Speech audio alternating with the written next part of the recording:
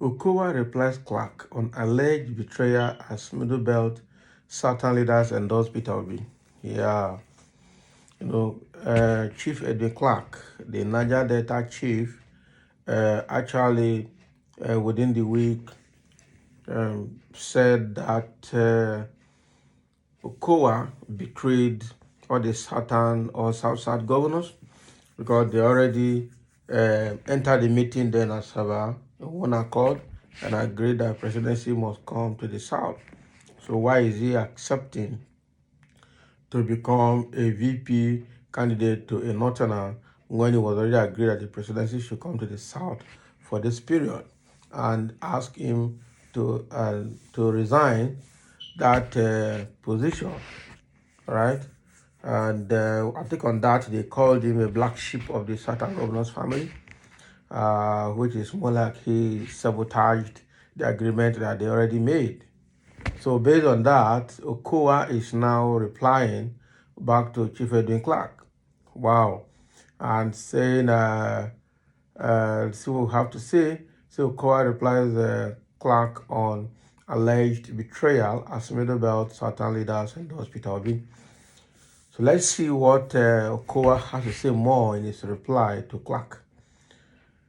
Delta State Governor and Vice Presidential Candidate of the People Democratic Party, Senator Ifeanyi OKOWA, has said it would be wrong of him to reject the offer to become the running mate of the party's presidential candidate, former Vice President Atiku Abubakar. Governor OKOWA said this as a response to the attack on him by the Ijaw leader and elder statesman Edwin Clark, who accused the PDP vice presidential candidate of betraying his colleague governors in the southern part of the country by settling for northern presidency. Clark, leader of the Pan-Niger Delta Forum, PANDEF, in a letter to OKOWA dated 2nd February, also declared the two PDP flag bearers would lose the presidential election. The former Federal Commissioner for Information also betrayed the governor of developing his area of the state to the detriment of others. Also berated, okay. So Edwin Clark berated the governor of Delta State for failing to develop his area of the state, all right? So OKOWA's response. But in reaction on Thursday, the governor said Nigerians' expectations from their senior citizens are basically actions that can unite the nation and not those that would divide it. The governor, in a statement by the Delta State Commissioner for Information, Charles Aniago, said there was so much falsehood about the claims of the elder statesman. OKOWA said if he had not accepted the offer to become the running mate, another person would have, noting that he's not from the same part of the country with Atiku, so there was nothing wrong in his decision to accept the offer. Wow. He said, we have read with keen interest the open letter to Governor Ifeanyi OKOWA by elder statesman Chief Edwin Clark. First, we accord him his due respect as an elder statesman and a respected father in our state, but we state categorically that his letter is not a true reflection of the state of affairs in Delta State, as the massive achievements in infrastructural and human capital development recorded in the state in the last 7 years are visible to all and sundry. On the allegation of unaccountability and dictatorship, it is on record that Governor OKOWA has been very accountable to the people, as he has always briefed Deltans on the state of affairs in the state.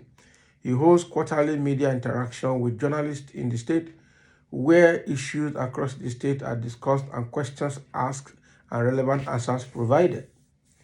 The governor has had cause to relate with the State House of Assembly on all matters concerning the state finances at all times. How can a governor that ensured full autonomy for the state's legislature and the judiciary be said to be dictatorial? On the allegation of misuse of 250 billion naira 13% derivation fund nothing can be far from the truth because the said fund is being paid in quarterly installment, and as at last record, we have only received 4 installments totaling 19.6 billion naira. Because of the time value of money and inflationary tendencies, we decided to discount 100 billion. On application to the State House of Assembly, we listed some landmark projects to be completed from the fund, and some of them included the OKOWA floating market, Kuka flyover and interchange, Miriam Babangida Leisure Park, Theme Village and Zoo, Mother and Child Specialist Hospital and Advanced Diagnostics Medical Center have been completed, inaugurated, and currently operational. We are also aware that our leader, Chief Clerk, has made his own political choice by endorsing a presidential candidate of another political party, which we agree and respect as his own fundamental right. But we hold the view that it is not democratically nor constitutionally out of place for other persons to also have right to associate with others, which is equally legitimate. We are all aware that the country is so divided, and the rhetoric that tends to divide the country further along the line of North and South dichotomy cannot do the country any good. Hence, we urge that persons of all classes need not engage in divisive actions or utterances. Right? As well-meaning Nigerians, we expect that senior citizens should promote actions that tend to unite the country and not that which would further divide us. The presidential candidate of the People Democratic Party, Atiku Abubakar, won the party's primary on account of a free and transparent votes of delegates of the party across the country. The constitution of our country is very clear that once a presidential candidate emerges, he is duty-bound to choose a running mate, and by tradition from the other side of the country. It couldn't have been the right thing to say that we should have rejected the nomination, because if we had, other persons would have also accepted it. We will continue to respect Chief Clerk despite the recent attacks on Governor OKOWA, and we also put it on record that the highly respected elder statesman had supported us in the past up to 2019 and had cause to commend the governor for his sterling accomplishments in the state. We will not begrudge him. Okay, we will not begrudge him because he has chosen to support someone else this time around. Speaking further in the telephone interview with Blueprint, Anyago, who is also a spokesperson of the Atiku OKOWA campaign organization, said, "We know he, who is Clark, has made a lot of allegations. We have read through it. We just believe that he is our leader. We respect him and we don't want to join issues with him. But he knows that those things he said amount to politics. So if you support another candidate, democracy demands that you also allow others to go to enjoy their right to work with other people. This is not the time to begin to divide our country, North and South. This is not the time to describe anybody working with the North as a saboteur. That is not the right thing to do. But we will continue to refer to him as our leader, and we do not begrudge him for supporting any other candidate. All the allegations are political. They have seen that Atiku OKOWA's profile is rising, the acceptance is moving very fast, and all this trying to put some plug in the wheel of progress is not good for anybody. So step down, Clark tells OKOWA. So they have to respond to that as well.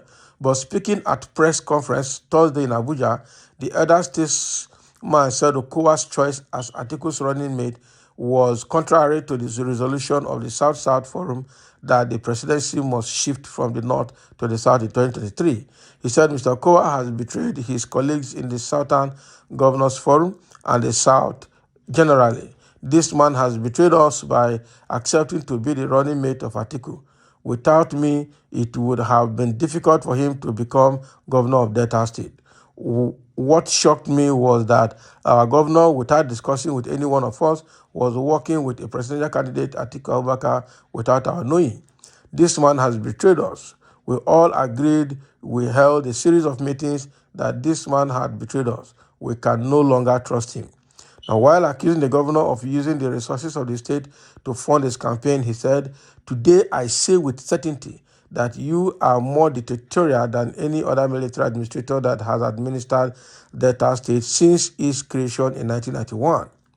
I can therefore understand why you have deliberately and immorally betrayed your colleagues of southern Nigeria and the people for your own selfish ambition by wanting to land on safer ground by accepting to serve as running mate to Alhaji Atiku Abubakar. No, by God's grace, your prayer will not be answered. Perhaps you have forgotten the gravity of the offense you have committed against the people of southern Nigeria. In order to cover your nefarious plot, you voluntarily induced everyone to host a meeting of the 17 southern governors in Government House as around Tuesday, 11th May 2021.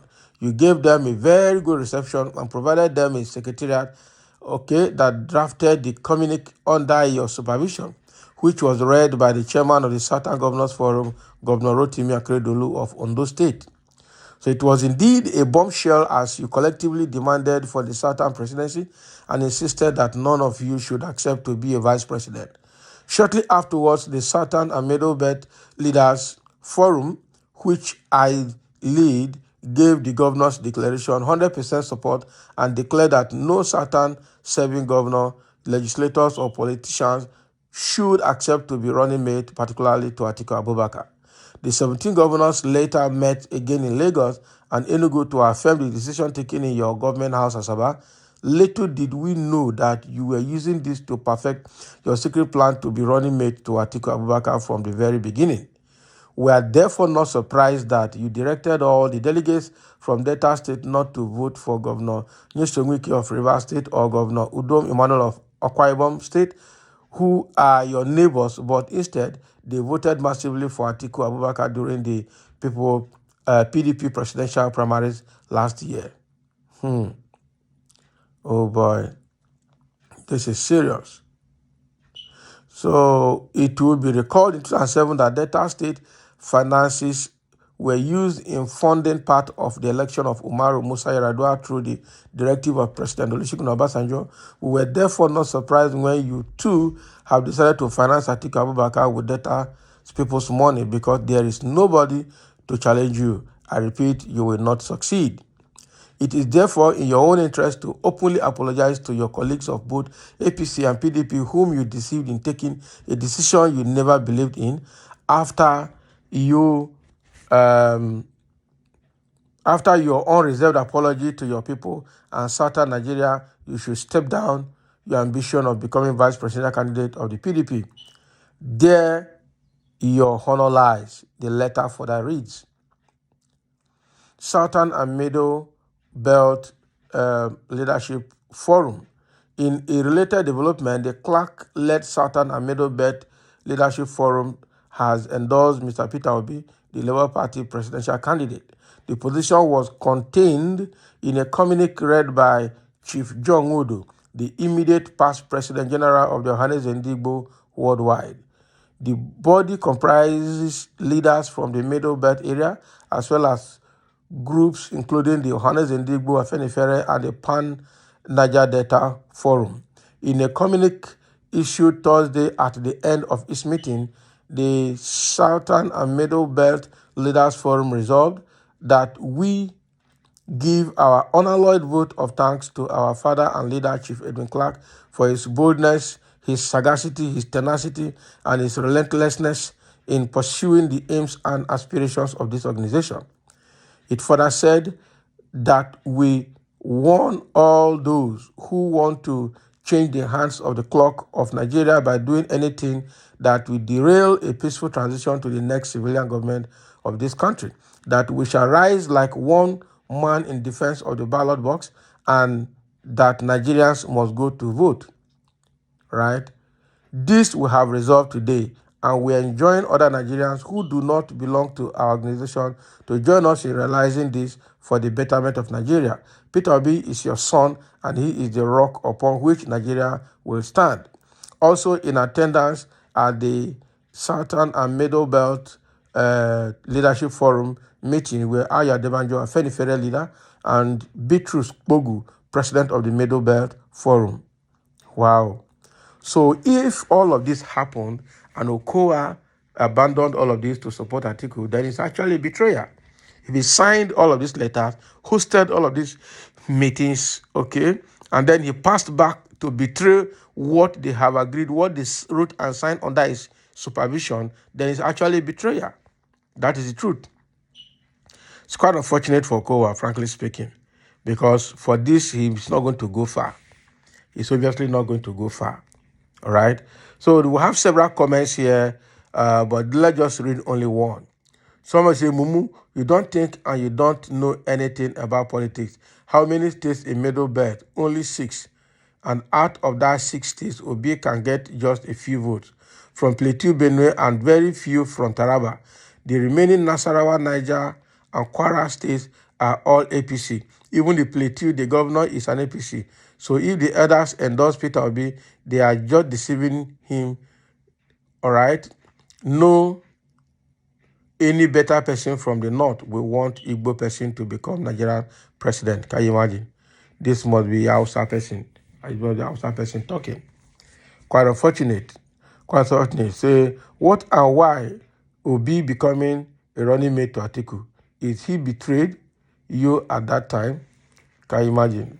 Statements. Somebody said OKOWA is a betrayer. OKOWA must step down. OKOWA wants to join jihadist Atiku Abubakar to destroy Nigeria as he has destroyed Delta State. We will continue to build a new Nigeria, okay? Continue to build a new Nigeria that works for everyone under Peter Obi. That is what somebody is saying there, okay?